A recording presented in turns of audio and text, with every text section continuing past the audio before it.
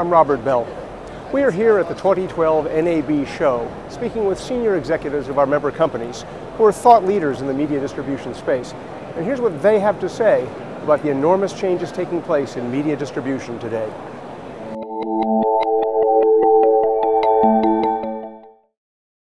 Yes, I'm pleased to do that.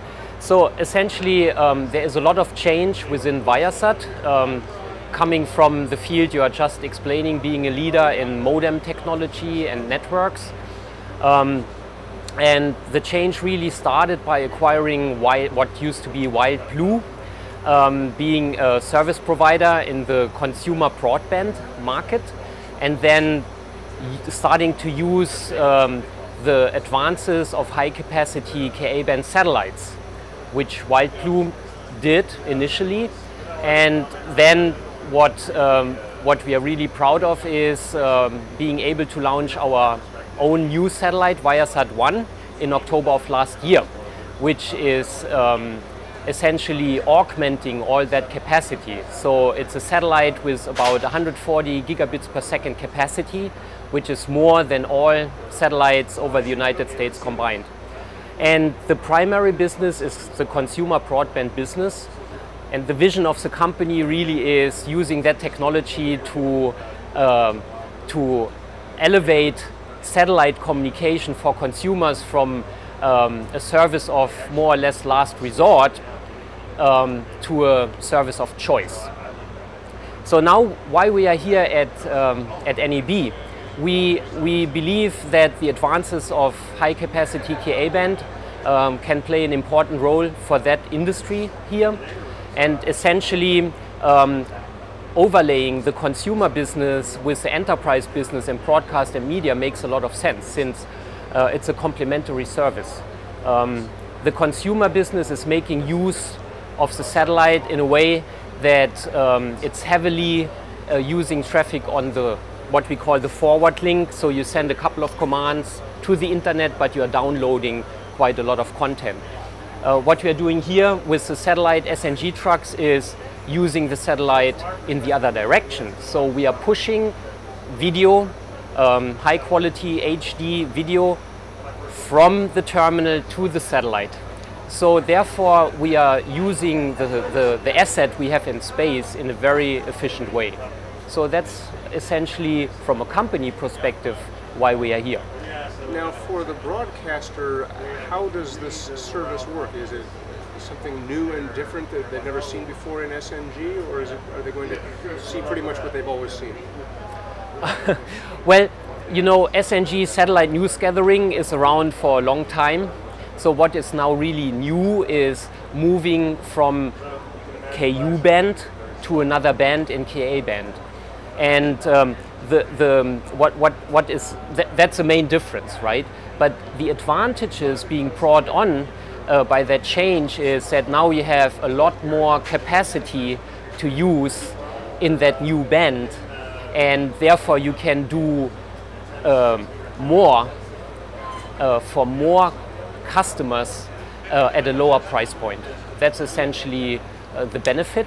And then also, having developed that system for consumer services, it's very helpful to bringing the price for the terminal you're using down. So it's not an obstacle to move from Ku band to Ka band, since it's quite affordable. For the broadcaster or the truck operator, is the service booked the same way and pointed the same way and so forth as traditional Ku satellite news gathering, or is it more of an internet-like experience, more of the experience of a broadcast journalist being in his hotel room and plugging in and doing a story that way over the internet? Well, it's kind of both things you are mentioning, right? So we have the regular SNG truck business. Due to the fact that we have so much capacity, you really do not need to book in advance.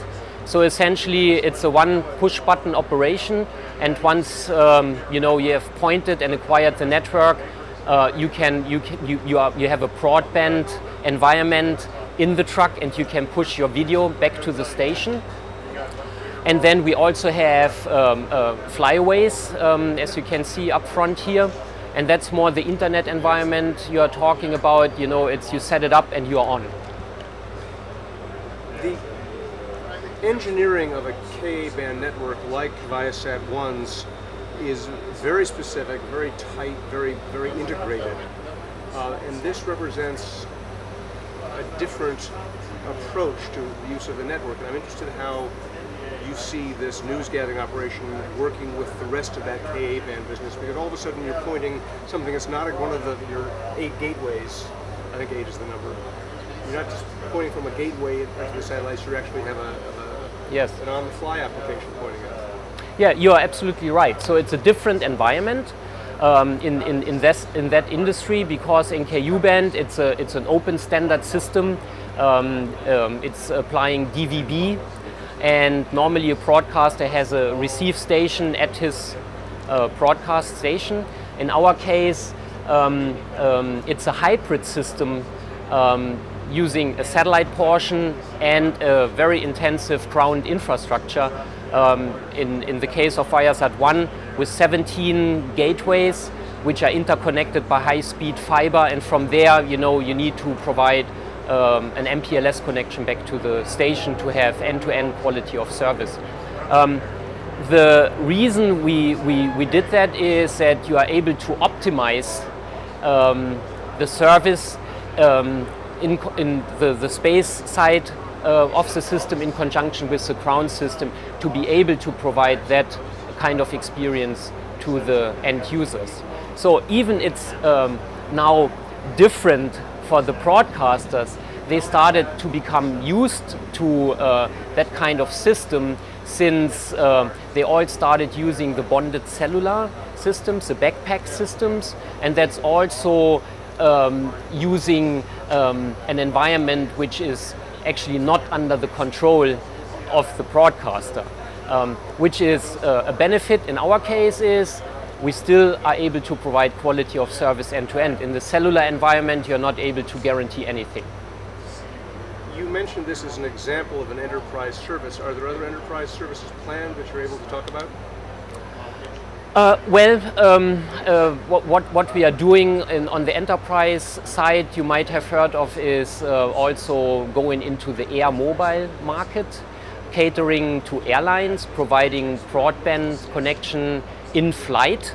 We are very proud of that, and that's going to start with our launch customer JetBlue towards the end of the year. So that's an enterprise market we are going into. And then, you know, using the same service in a typical environment for oil and gas, automotive, disaster recovery. That's similar to, you know, also to broadcast, similar requirements. You need to be anywhere, right? And you need to have broadband connectivity at those kind of places instantaneously.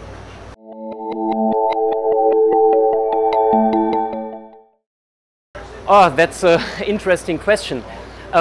What we are seeing already today is that the landscape in television is changing.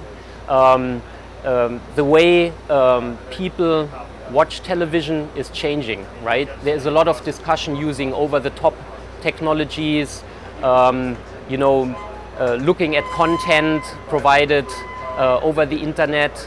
And the broadcast networks actually are rethinking the way how to get to the eyeballs, right? So the challenge really is to be able to be interactive on demand, and then being able to bring the content to the consumer, to the customer, to any kind of device, cell phones, iPads, and televisions.